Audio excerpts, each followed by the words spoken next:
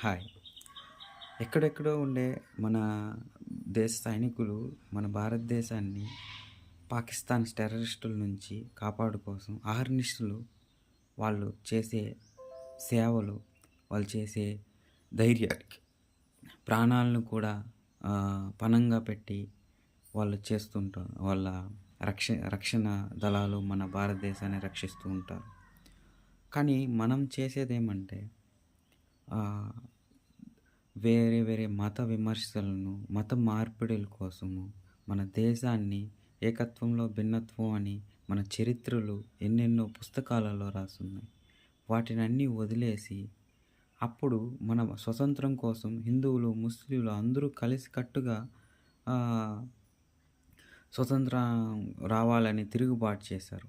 అప్పుడు ముస్లింలకి ఆవు వీటి యొక్క మాంసాహారాలు నచ్చవనేసి వాటిని ఈ తుపాకీలకి వాటికి వెన్నగా వాటికి పూయడం ద్వారా వాటి ద్వారా కొన్ని మత విమర్శలు వాళ్ళు ఈ బ్రిటిషులు, ఆంగ్లేయులు మనిషిని రెచ్చగొట్టి కుతంత్రాలతో జయించడం కోసం మనుషులకి కాకుండా చేసి అప్పుడు మన భారతదేశ స్వతంత్రాన్ని ఆపేశారు.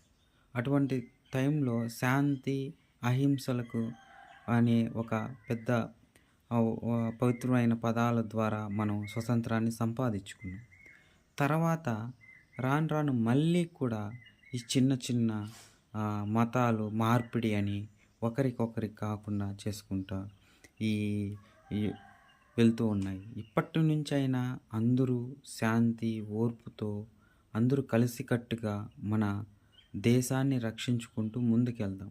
యూనివర్సల్‌గా చూసుకుంటే మన భారతదేశానికి యూఏఎన్ మెంబర్‌షిప్ లేదని ఆర్మీ ద దళం గానీ, ఎయిర్ ఫోర్స్ గానీ వీళ్ళంతా చాలా ఏదో చైనా వాళ్ళకుంది మనకు రావడం లేదు. వాటిపైన ఈ చిన్న చిన్న ఈటి పెద్ద పెద్ద సమస్యలతో బాధపడుతుంటే ఈ రక్షణ దళాలు వీళ్ళందరూ అహర్నిశలు చేస్తూ ప్రాణ త్యాగం చేస్తుంటే మీరు మాత్రం ఇక్కడుండి లోకల్‌గా చిన్న రెచ్చగొట్టుకుంటాం మతాలని ఇది చేసుకుంటా ఉంటే మన దేశం బాగుండాలంటే మనం అందరూ కూడా కలిసికట్టుగా ఉండాలి.